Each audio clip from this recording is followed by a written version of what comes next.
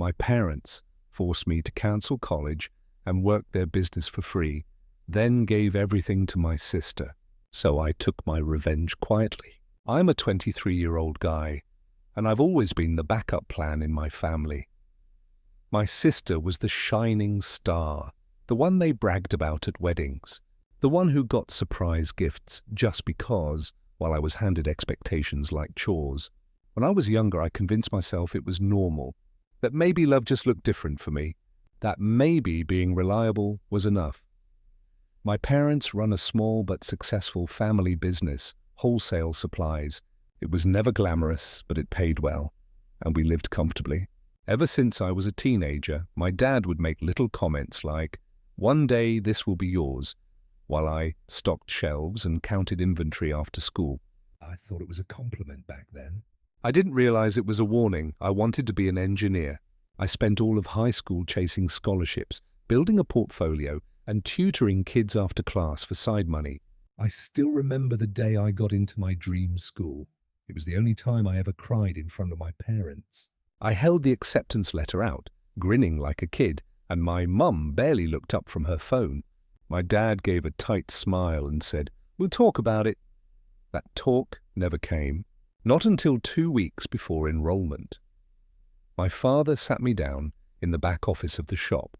The door creaked, the air smelled like printer toner and dust, and I already knew something was wrong.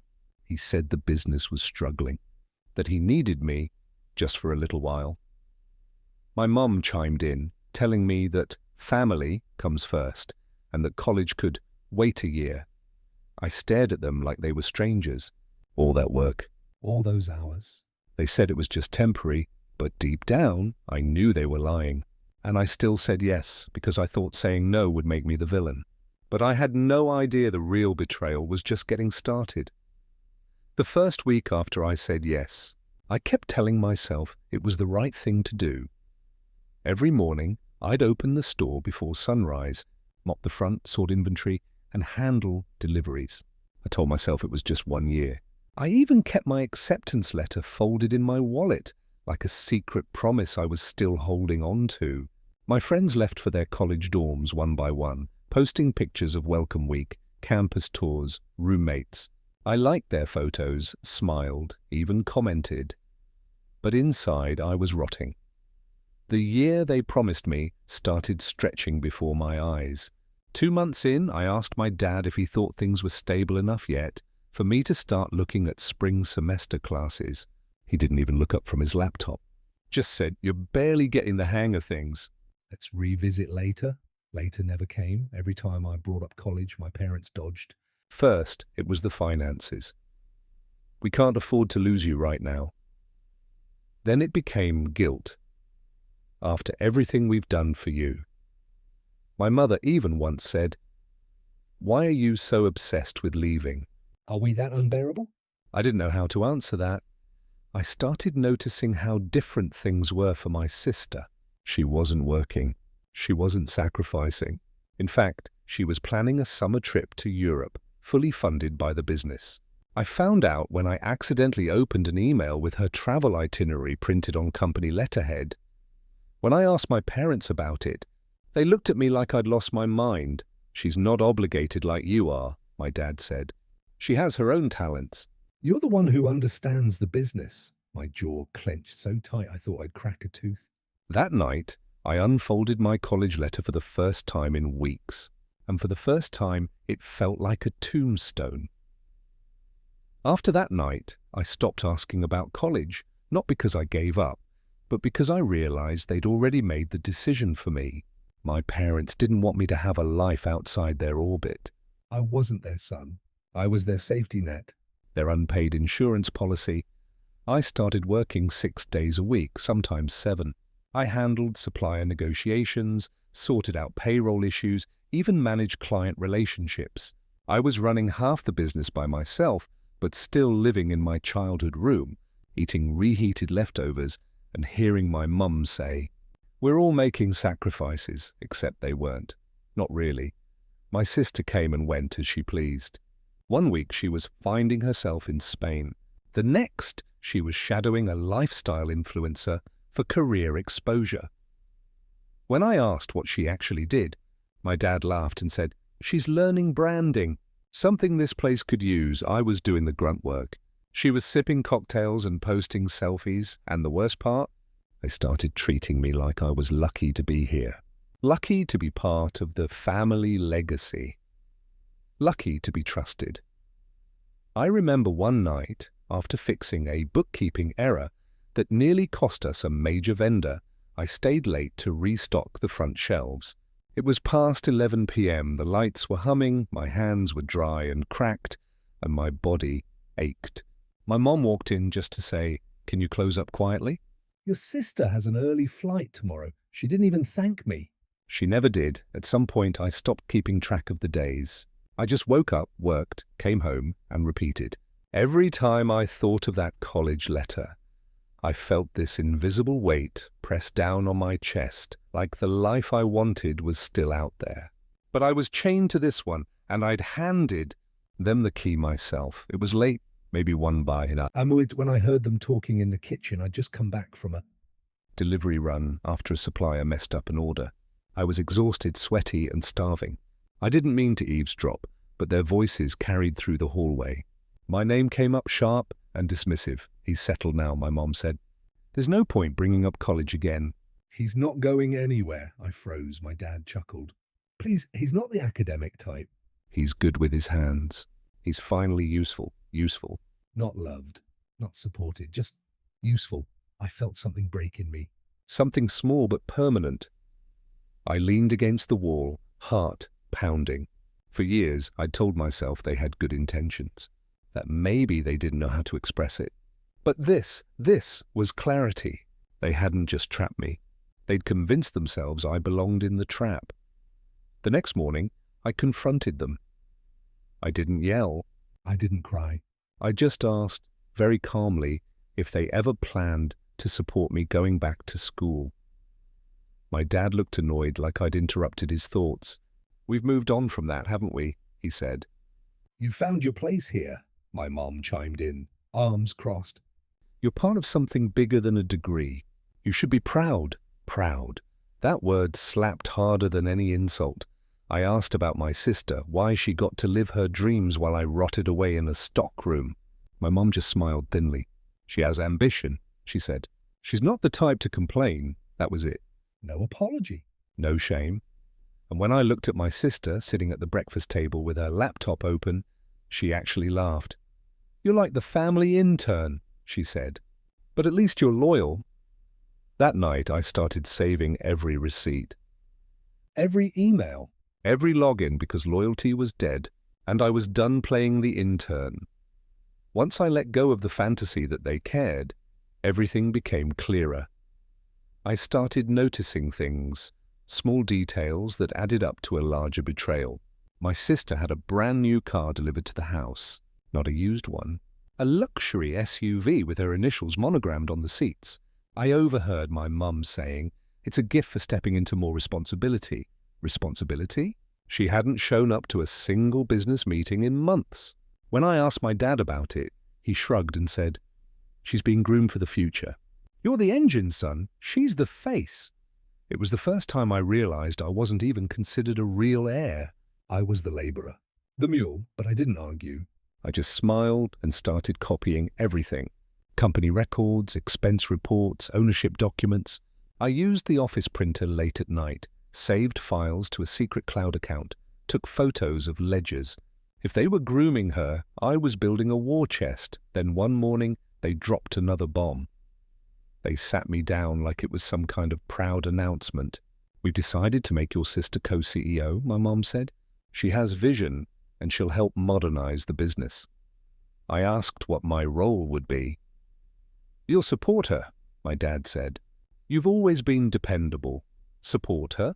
Support the girl who once ordered staff to pick up her dry cleaning from the office printer.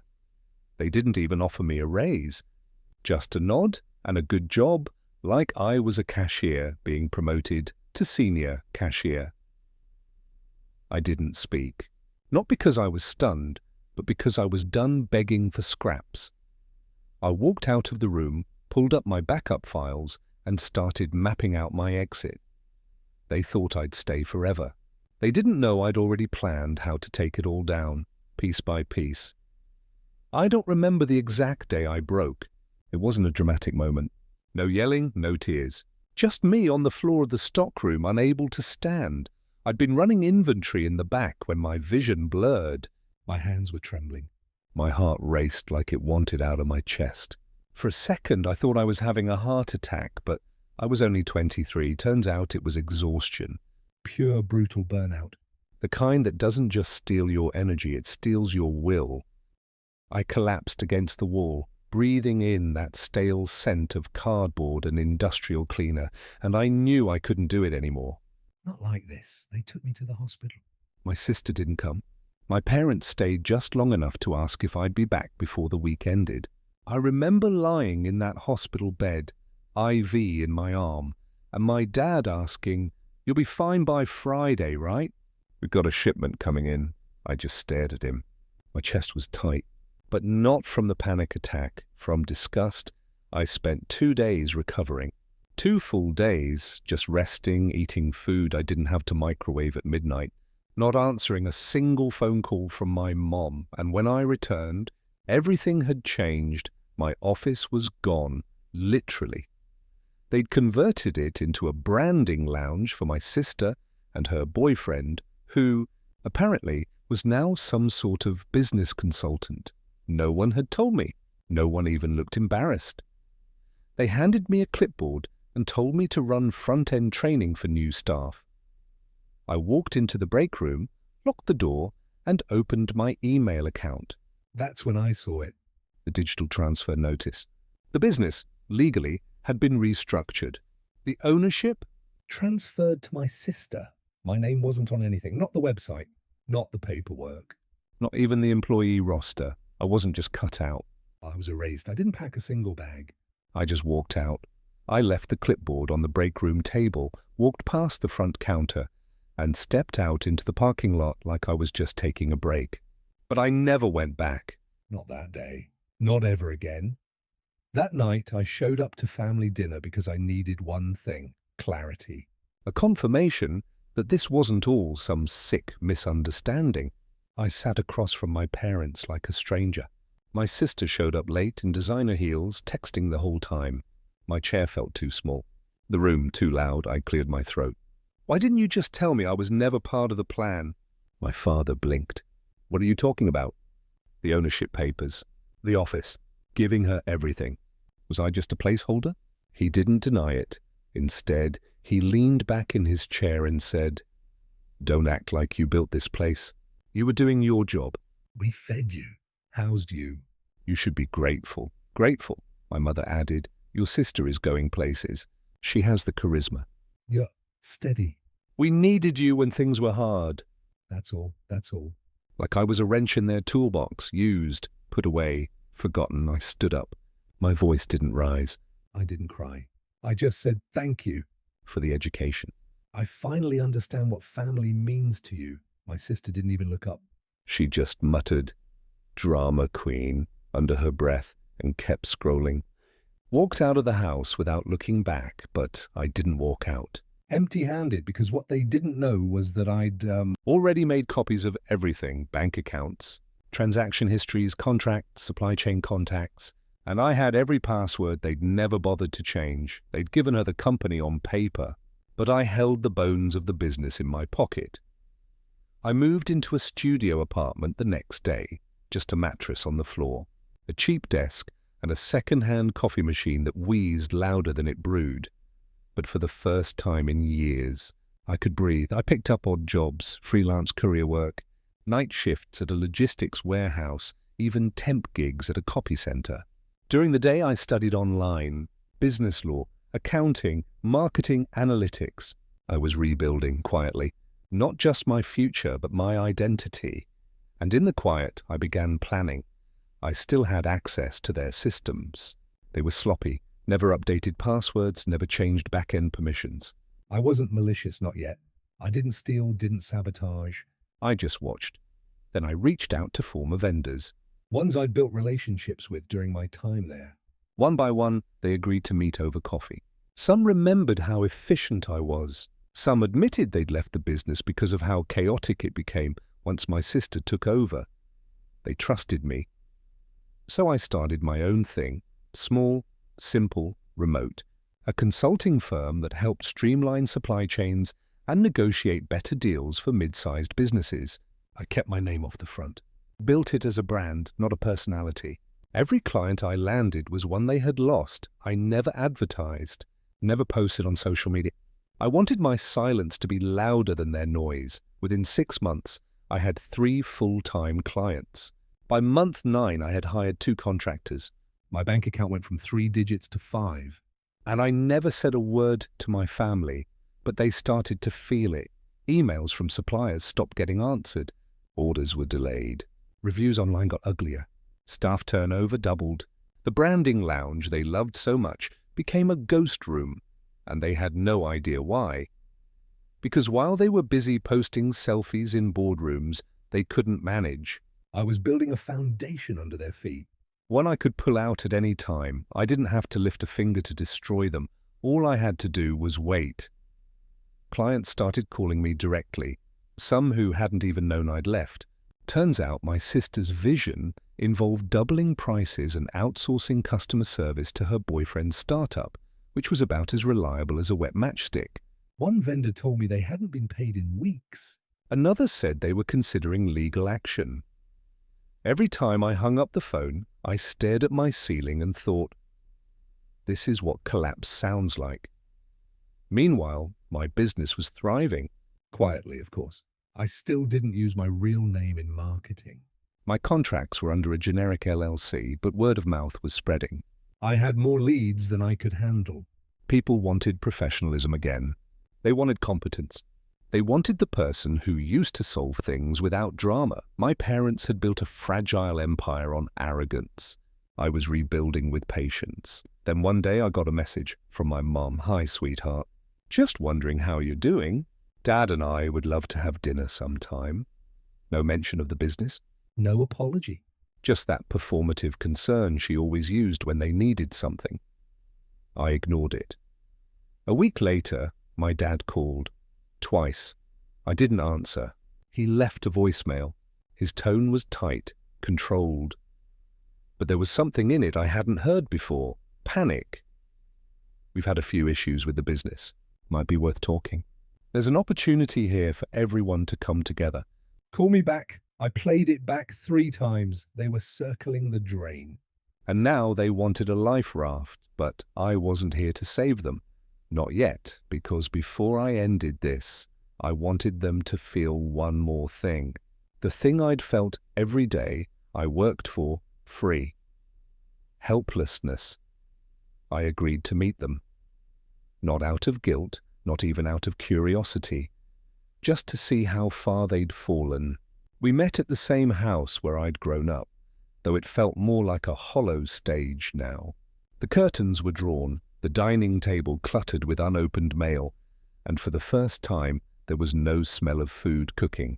Just silence and desperation. My mom opened the door with a brittle smile. You look healthy, she said, as if that was some kind of compliment. My dad was already sitting at the table, papers spread out, a laptop open. My sister wasn't there. We need your help, he said, skipping the pleasantries. The business is in trouble. We miscalculated some things. Miscalculated. I sat down across from them calmly. So now I'm useful again? My mom sighed. We should have given you more credit. But this isn't about the past. It's about family, I smiled. That word again, family. Then I pulled out my own folder, thicker, clean, labeled. I slid it across the table slowly. Inside were documents, screenshots of supplier messages, timelines of mismanaged deliveries, reports from former clients explaining why they left, and every change they made once my sister took over. I'd compiled it all, not to ruin them, but to remind them of the truth. You didn't just forget me, I said. You built an empire on my back, handed it to someone else, and expected me to clean it up when it fell apart. My dad opened the folder with trembling hands.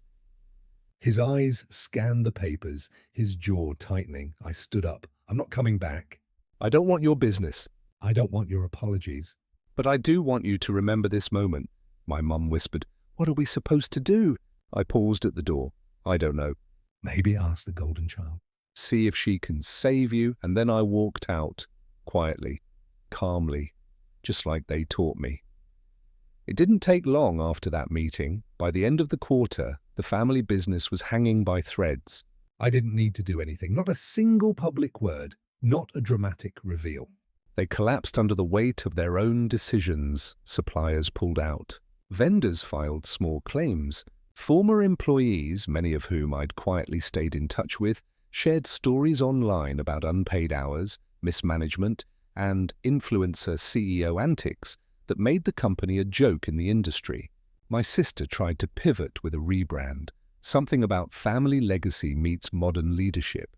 It tanked in under 2 weeks. One by one, their accounts were frozen.